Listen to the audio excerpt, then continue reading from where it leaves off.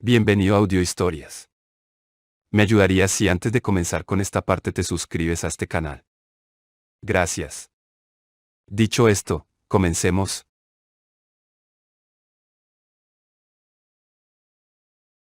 Cómo ganar amigos e influir sobre las personas.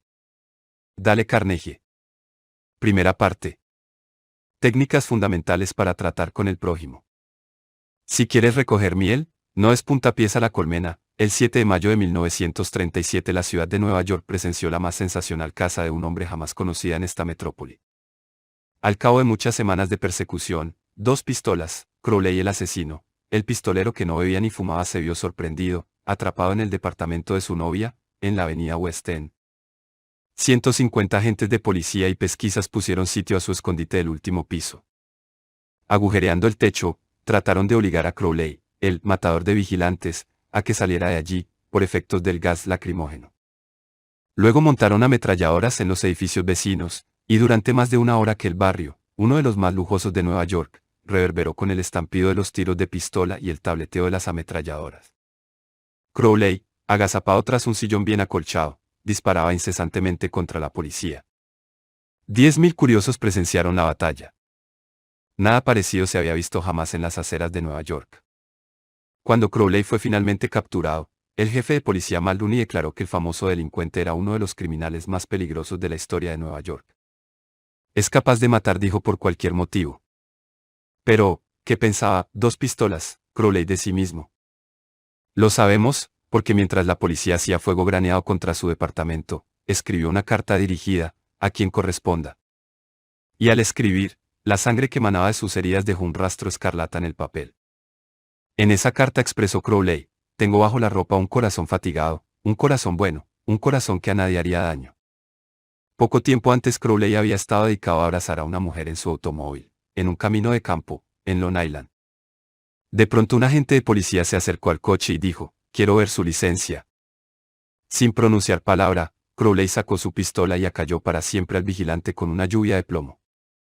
Cuando el agente cayó, Crowley saltó del automóvil, empuñó el revólver de la víctima y disparó otra bala en el cuerpo tendido.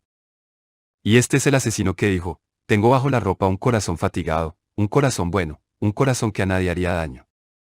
Crowley fue condenado a la silla eléctrica. Cuando llegó a la cámara fatal en Sing Sing no declaró: por cierto, esto es lo que me pasa por asesino. No. Dijo: esto es lo que me pasa por defenderme. La moraleja de este relato es: dos pistolas, Crowley no se echaba la culpa de nada. ¿Es esta una actitud extraordinaria entre criminales? Si así le parece, escuche lo siguiente: he pasado los mejores años de la vida dando a los demás placeres ligeros, ayudándoles a pasar buenos ratos, y todo lo que recibo son insultos, la existencia de un hombre perseguido. ¿Quién así habla es Al Capone? Sí, el mismo que fue enemigo público número 1, el más siniestro de los jefes de bandas criminales de Chicago. Capone no se culpa de nada. Se considera, en cambio, un benefactor público incomprendido a quien nadie apreció. Y lo mismo pensaba Dutch Schultz antes de morir por las balas de otros pistoleros en Newark. Dutch Schultz, uno de los más famosos criminales de Nueva York, aseguró en una entrevista para un diario que él era un benefactor público. ¿Y lo creía? He tenido interesante correspondencia con Louis Lowes, que fue alcaide de la famosa cárcel de Sing Sing, en Nueva York, sobre este tema, y según él, pocos de los criminales que hay en Sing Sing se consideran hombres malos. Son tan humanos como usted o como yo. Así raciocinan, así lo explican todo. Pueden narrar las razones por las cuales tuvieron que forzar una caja de hierro o ser rápidos con el gatillo. Casi todos ellos intentan, con alguna serie de razonamientos, falaces o lógicos, justificar sus actos antisociales aún ante sí mismos, y por consiguiente mantienen con firmeza que jamás se les debió apresar. Si Al Capone, dos pistolas, Crowley, Dutch Schultz, los hombres y mujeres desesperados tras las rejas de una prisión no se culpan por nada, ¿qué diremos de las personas con quienes usted, lector, o yo, entramos en contacto? John Wanamaker, fundador de las tiendas que llevan su nombre, confesó una vez, hace 30 años. He aprendido que es una tontería regañar a los demás. Bastante tengo con vencer mis propias limitaciones sin irritarme por el hecho de que Dios no ha creído conveniente distribuir por igual el don de la inteligencia. Wanamaker aprendió temprano su lección, en cambio, Yo he tenido que ir a los tumbos por este mundo durante un tercio de siglo antes de que empezara a amanecer en mí la idea de que 99 veces de cada 100 ningún hombre se critica a sí mismo por nada, por grandes que sean sus errores. La crítica es inútil porque pone a la otra persona en la defensiva, y por lo común hace que trate de justificarse. La crítica es peligrosa porque lastima el orgullo, tan precioso de la persona, hiere su sentido de la importancia y despierta su resentimiento. El mundialmente famoso psicólogo E.F. Skinner comprobó, mediante experimentación con animales, que premiando la buena conducta los animales aprenden más rápido y retienen con más eficacia que castigando la mala conducta. Estudios posteriores probaron lo mismo aplicado a los seres humanos. Por medio de la crítica nunca provocamos cambios duraderos, y con frecuencia creamos resentimiento. Hans Selye, otro gran psicólogo, dijo, tanto como anhelamos la aprobación, tememos la condena. El resentimiento que engendra la crítica puede desmoralizar empleados, miembros de la familia y amigos, y aún así no corrige la situación que se ha criticado. George B. Johnston, de Enid, Oklahoma, es el coordinador de seguridad de una compañía de construcción. Una de sus responsabilidades es hacer que los empleados usen sus cascos siempre que estén trabajando en una obra. Nos contó que cada vez que se encontraba con un obrero sin su casco, le ordenaba, con mucha autoridad, que cumpliera con las ordenanzas. Como resultado obtenía una obediencia desganada, y con frecuencia, los hombres volvían a quitarse el casco no bien les daba la espalda. Decidió probar un método diferente, y cuando volvió a encontrar un obrero sin el casco, le preguntó si el casco le resultaba incómodo o no le iba bien. Después le recordó, en tono amistoso, que su misión era protegerlo de heridas, y le sugirió que lo usara siempre que estuviera en la obra. El resultado de esta actitud fue una mayor obediencia a las reglas, sin resentimientos ni tensiones emocionales.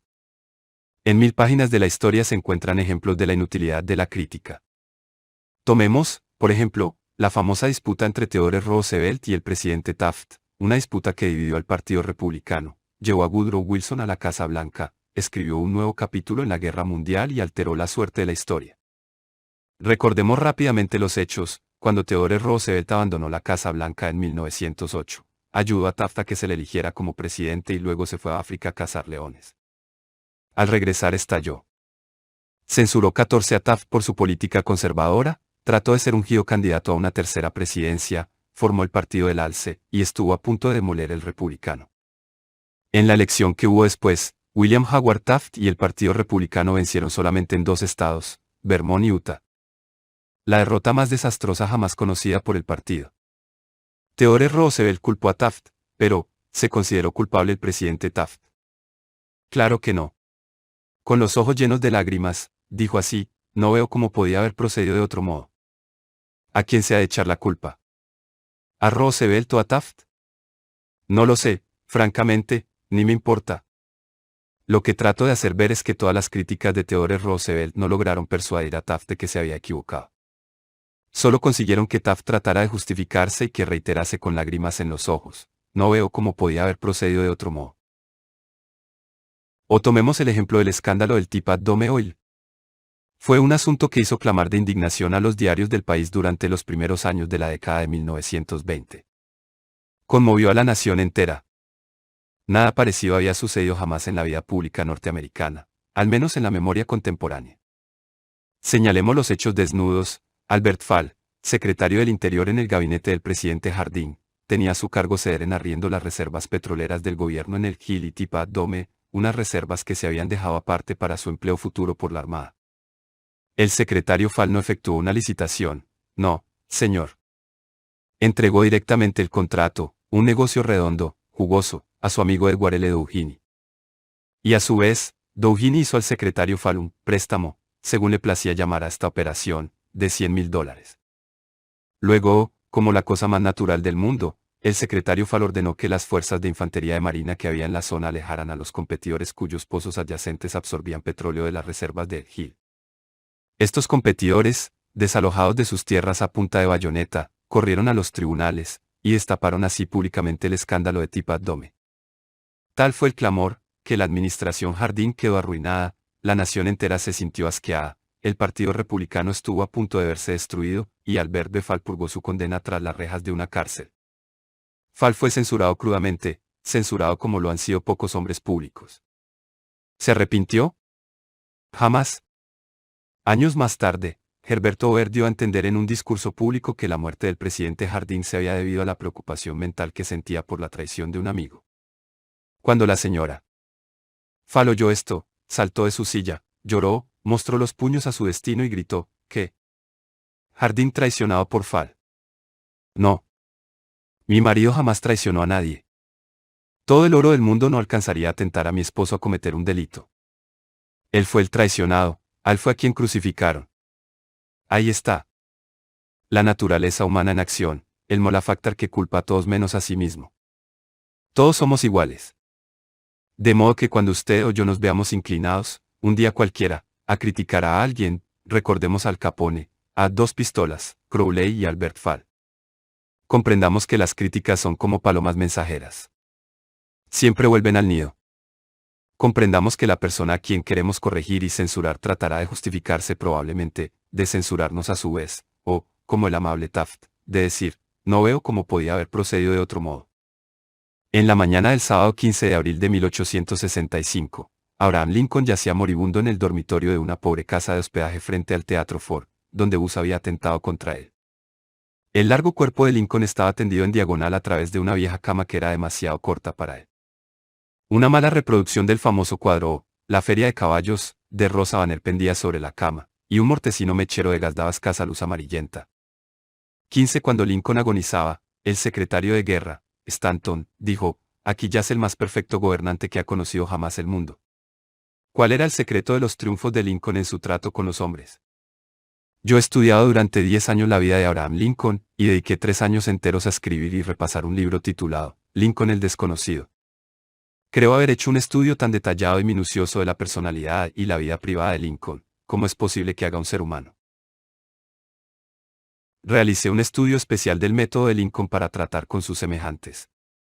Se dedicaba a criticarlos. Sí, pues. Cuando joven, en el Valle Pillan Creek, de Indiana, no solamente criticaba, sino que escribía cartas y poemas para burlarse de los demás, y los dejaba en los caminos campestres, en la seguridad de que alguien los encontraría. Una de esas cartas despertó resentimientos que duraron toda una generación. Aún después de empezar a practicar leyes como abogado en Springfield, Illinois, Lincoln atacaba abiertamente a sus rivales, en cartas que publicaban los periódicos. Pero se cedió. En el otoño de 1842 se burló de un político irlandés, vano y batallador, que se llamaba James Shields. Lincoln lo censuró crudamente en una carta anónima publicada en el Springfield Journal. El pueblo entero estalló en carcajadas. Shields, sensitivo y orgulloso, hirvió de indignación. Descubrió quién había escrito la carta, saltó en su caballo, buscó a Lincoln y lo desafió a duelo. Lincoln no quería pelear. Se oponía a los duelos, pero no pudo evitarlos y menoscabó para su honor. Tuvo la lección de las armas. Como tenía brazos muy largos, escogió sables de caballería, tomó lecciones de esgrima de un militar de West Point y, el día señalado, él y Shields se encontraron en un banco de arena del Mississippi, dispuestos a luchar hasta la muerte. Por fortuna, a último momento intervinieron los padrinos y evitaron el duelo. Ese fue el incidente personal más significativo en la vida de Lincoln. Resultó para él una lección de valor incalculable en el arte de tratar con los demás. Nunca volvió a escribir una carta insultante. Nunca volvió a burlarse del prójimo. Y desde entonces, casi nunca criticó a los demás. Una vez tras otra, durante la Guerra Civil, Lincoln puso un nuevo general al frente del ejército del Potomac, y cada uno a su turno McClellan, Pope, Burnside, Hooker, Meade cometió algún trágico error e hizo que Lincoln recorriera su despacho, a grandes pasos, presa de la desesperación. Media nación censuraba acremente a esos generales incompetentes, pero Lincoln, sin malicia para nadie, con caridad para todos, conservaba la calma. Una de sus máximas favoritas era, no juzgues si no quieres ser juzgado. Y cuando la señora de Lincoln y otras personas hablaban duramente de la gente del sur de los Estados Unidos, Lincoln respondía, no los censuréis, son tal como seríamos nosotros en circunstancias similares. Pero si un hombre ha tenido alguna vez la ocasión de criticar, ese hombre ha sido Lincoln, a buen seguro. Tomemos un ejemplo, la batalla de Gettysburg se libró en los primeros 3 días de julio de 1863. En la noche del 4 de julio, Lee comenzó su retirada hacia el sur, en tanto que una gran tormenta inundaba de lluvia la tierra. Cuando Lee llegó al Potomac con su ejército en derrota encontró un río hinchado, embravecido, imposible de pasar, ante sus tropas, y un ejército unionista victorioso tras ellas. Lee estaba como en una trampa. No podía escapar. Lincoln lo advirtió. Ahí se presentaba la oportunidad como enviada por el cielo, la oportunidad de copar el ejército de Lee y poner término inmediato a la guerra. Así, pues, con un hálito de gran esperanza, Lincoln ordenó a Meade que no convocara un consejo de guerra, que atacara inmediatamente a Lee. Lincoln telegrafió estas órdenes y envió un mensajero especial a Meade para instarlo a la acción instantánea. 16. ¿Qué hizo el general Meade? Exactamente lo contrario de lo que se le decía. Convocó un consejo de guerra, en directa violación de las órdenes de Lincoln. Vaciló. Esperó. Telegrafió todas sus excusas. Se negó rotundamente a atacar a Lee. Por fin bajaron las aguas y Lee escapó a través del Potomac con sus fuerzas. Lincoln estaba furioso. ¿Qué es esto?, gritó a su hijo Robert. Gran Dios. ¿Qué es esto? Los teníamos al alcance de las manos, solo teníamos que estirarlas para que cayeran en nuestro poder, y sin embargo, nada de lo que dije hoy se logró que el ejército avanzara. En esas circunstancias, cualquier general podría haber vencido a Lee. Si yo hubiera ido, yo mismo lo podría haber derrotado. Con acerbo desencanto, Lincoln se sentó a escribir esta carta a Meade. Y recuérdese que en este periodo de su vida era sumamente conservador y remiso en su fraseología. De modo que esta carta, escrita por Lincoln en 1863, equivalía al reproche más severo. Mi querido general, no creo que comprenda usted la magnitud de la desgracia que representa la retirada de Lee. Estaba a nuestro alcance, y su captura hubiera significado, en unión con nuestros otros triunfos recientes, el fin de la guerra. Ahora la guerra se prolongará indefinidamente. Si usted no consiguió atacar con fortuna a Lee el lunes último, ¿cómo logrará hacerlo ahora al sur del río, cuando solo puede llevar consigo unos pocos hombres, no más de los 2/3 de la fuerza de que disponía entonces?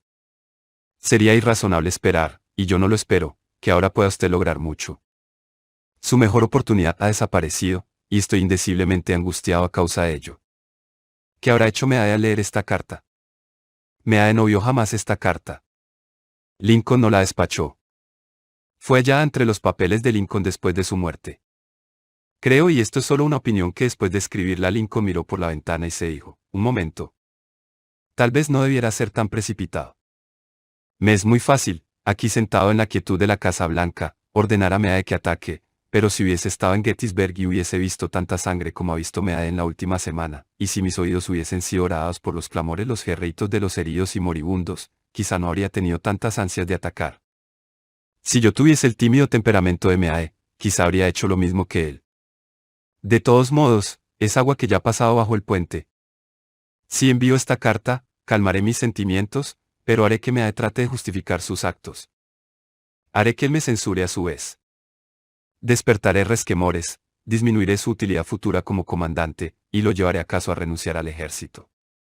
Y Lincoln dejó a un lado la carta, porque por amarga experiencia había aprendido que las críticas y reproches acerbos son casi siempre inútiles. Theodore Roosevelt ha dicho que cuando, como presidente, se veía ante algún grave problema, solía reclinarse en su sillón y mirar un gran cuadro de Lincoln que había sobre su escritorio en la Casa Blanca, y preguntarse entonces, ¿qué haría Lincoln si se viera en mi lugar? ¿Cómo resolvería este problema? La próxima vez que sintamos la tentación de reprocharle algo a alguien, saquemos un billete de $5 del bolsillo, miremos el retrato de Lincoln y preguntemos, ¿cómo resolvería Lincoln este problema si estuviera en mi lugar? Mark Twain solía perder la paciencia, y escribía cartas que quemaban el papel. Por ejemplo, una vez le escribió a un hombre que había despertado su ira, lo que usted necesita es un permiso de entierro. No tiene más que decirlo, y le conseguiré uno. 17. En otra ocasión le escribió a un editor sobre los intentos de un corrector de pruebas de mejorar mi ortografía y puntuación. Ordenó lo siguiente: imprima de acuerdo con la copia que le envío, y que el corrector hunda sus sugerencias en las gachas de su cerebro podrido. Mark Twain se sentía mejor después de escribir estas cartas hirientes. Le permitían descargar presión, y las cartas no hacían daño a nadie porque la esposa del escritor las desviaba secretamente. Nunca eran despachadas. ¿Conoce usted a alguien a quien desearía modificar, y regular, y mejorar? Bien. Espléndido. Yo estoy en su favor. Pero, ¿por qué no empezar por usted mismo? Desde un punto de vista puramente egoísta, eso es mucho más provechoso que tratar de mejorar a los demás. Sí, y mucho menos peligroso. No te quejes de la nieve en el techo del vecino, sentenció Confucio cuando también cubre el umbral de tu casa. Cuando yo era un joven y trataba empeñosamente de impresionar bien a los demás, escribí una estúpida carta a Richard Harding Davis, autor que por entonces se destacaba en el horizonte literario de los Estados Unidos. Estaba preparando yo un artículo sobre escritores, y pedí a Davis que me contara su método de trabajo. Unas semanas antes había recibido, de no sé quién, una carta con esta nota al pie, dictada pero no leída. Me impresionó mucho. Pensé que quien escribía debía ser un personaje importante y muy atareado. Yo no lo era, pero deseaba causar gran impresión a Richard Harding Davis, y terminé mi breve nota con las palabras, dictada pero no leída. Él no se preocupó siquiera por responderme. Me devolvió mi nota con esta frase cruzada al pie: su mala educación solo es superada por su mala educación. Es cierto que yo había cometido un error y quizá mereciera el reproche. Pero, por ser humano, me hirió. Me hirió tanto que 10 años más tarde, cuando leí la noticia de la muerte de Richard Harding Davis, la única idea que persistía en mi ánimo, me avergüenza admitirlo, era el reproche que me había hecho. Si usted o yo queremos despertar mañana un resentimiento que puede perdurar décadas y seguir ardiendo hasta la muerte, no tenemos más que hacer alguna crítica punzante.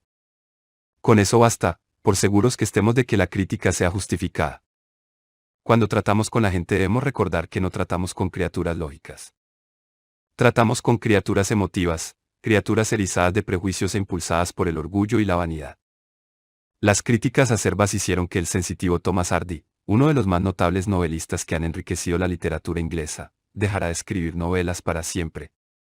Las críticas llevaron a Thomas Chatterton, el poeta inglés, al suicidio. Benjamin Franklin, carente de tacto en su juventud, llegó a ser tan diplomático, tan diestro para tratar con la gente, que se lo nombró embajador norteamericano en Francia.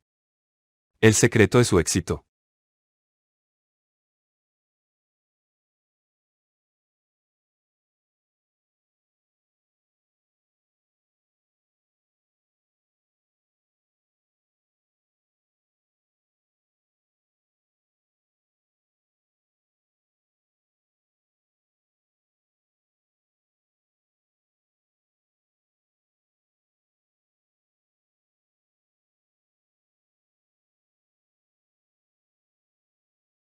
No hablaré mal de hombre alguno, dijo, y de todos diré todo lo bueno que sepa.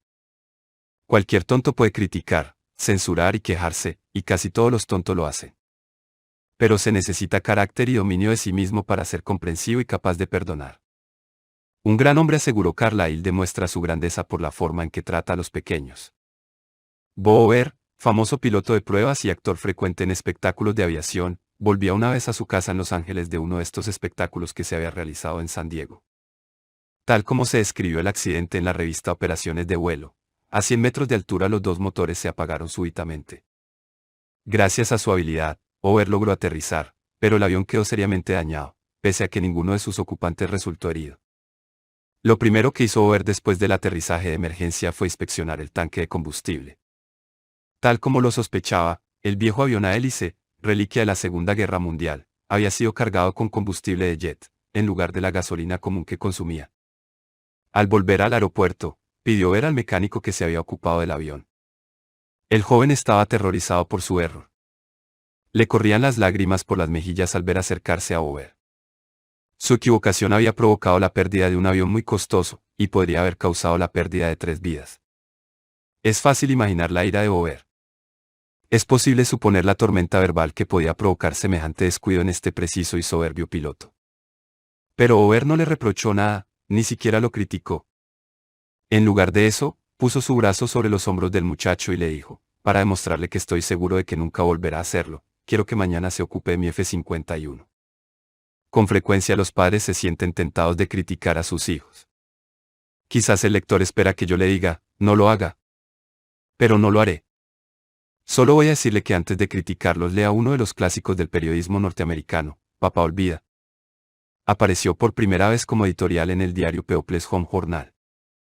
Lo volveremos a publicar con permiso del autor, tal como fuera condensado en la revista Selecciones del Reader Digest. Papá Olvida es una de esas piecitas que, escritas en un momento de sentimiento sincero, dan la cuerda sentimental de tantos lectores que termina siendo un trozo favorito.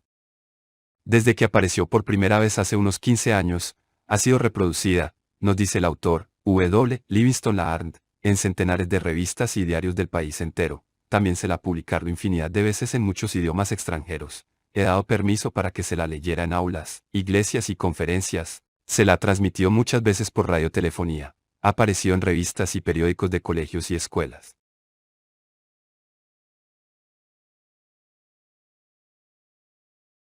Papá olvida.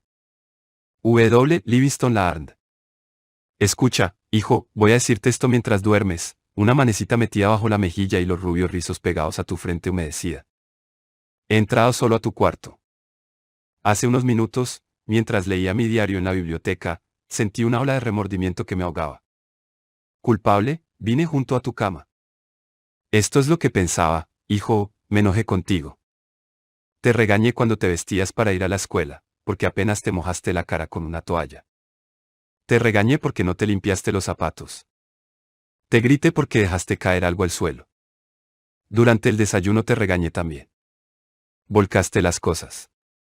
Tragaste la comida sin cuidado. Pusiste los codos sobre la mesa. Untaste demasiado el pan con mantequilla. Y cuando te ibas a jugar y yo salía a tomar el tren, te volviste y me saludaste con la mano y dijiste, adiós, papito, y yo fruncí el entrecejo y te respondí, ten erguido los hombros. Al caer la tarde todo empezó de nuevo. Al acercarme a casa te vi, de rodillas, jugando en la calle. Tenías agujeros en las medias. Te humillé ante tus amiguitos al hacerte marchar a casa delante de mí. Las medias son caras, y si tuvieras que comprarlas tú, serías más cuidadoso. Pensar, hijo, que un padre diga eso. ¿Recuerdas, más tarde, cuando yo leía en la biblioteca y entraste tímidamente, con una mirada de perseguido? Cuando levanté la vista del diario, impaciente por la interrupción, vacilaste en la puerta. ¿Qué quieres ahora?, te dije bruscamente. Nada respondiste, pero te lanzaste en tempestuosa carrera y me echaste los brazos al cuello y me besaste, y tus bracitos me apretaron con un cariño que Dios había hecho florecer en tu corazón y que ni aun el descuido ajeno puede agotar. Y luego te fuiste a dormir, con breves pasitos ruidosos por la escalera. Bien, hijo, poco después fue cuando se me cayó el diario de las manos y entró en mí un terrible temor. ¿Qué estaba haciendo de mí la costumbre? La costumbre de encontrar defectos, de reprender, esta era mi recompensa a ti por ser un niño. No era que yo no te amara, era que esperaba demasiado de ti. Y medía según la vara de mis años maduros. Y hay tanto de bueno y de bello y de recto en tu carácter. Ese corazoncito tuyo es grande como el sol que nace entre las colinas. Así lo demostraste con tu espontáneo impulso de correr a besarme esta noche. Nada más que eso importa esta noche, hijo. He llegado hasta tu camita en la oscuridad, y me he arrodillado, lleno de vergüenza. Es una pobre explicación, sé que no comprenderías estas cosas si te las dijera cuando estás despierto. Pero mañana seré un verdadero papito. Seré tu compañero, y sufriré cuando sufras, y reiré cuando rías. Me morderé la lengua cuando esté por pronunciar palabras impacientes. No haré más que decirme, como si fuera un ritual, no es más que un niño pequeñito. Temo haberte imaginado hombre. Pero al verte ahora, hijo, acurrucado, fatigado en tu camita, veo que eres un bebé todavía. Ayer estabas en los brazos de tu madre, con la cabeza en su hombro. He pedido demasiado, demasiado. En lugar de censurar a la gente, tratemos de comprenderla. Tratemos de imaginarnos por qué hacen lo que hacen. Eso es mucho más provechoso y más interesante que la crítica, y de ello surge la simpatía, la tolerancia y la bondad. Saberlo todo es perdonarlo todo. Ya dijo el Dr. Johnson, el mismo Dios, Señor, no se propone juzgar al hombre hasta el fin de sus días. Entonces, ¿por qué hemos de juzgarlo usted o yo? Regla 1, no critique, no condene ni se queje.